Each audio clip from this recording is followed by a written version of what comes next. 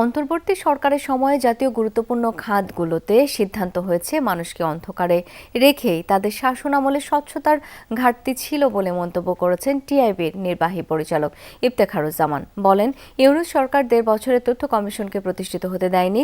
ড্রিঙ্কও এখন Real fruit pulp ও নাটে jelly সহ নতুন প্যাকে নতুন স্বাদে। রবিবার সকালে ধানমন্ডিতে টিআইবি কার্যালয়ে তথ্য অধিকার ফোরাম আয়োজিত সংবাদ সম্মেলনে এসব কথা বলেন তিনি।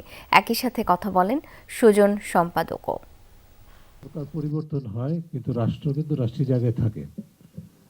কাজেই অন্তর্বর্তীকালীন সরকারে বা তার আগে সরকার যে সমস্ত সিদ্ধান্ত জনকল্যাণমুখী ছিল না বা জনকল্যাণ বিপরীত ছিল এবং স্বচ্ছতা চর্চা করা হয় না, গোপনীয়তার চর্চা করা হয়েছে।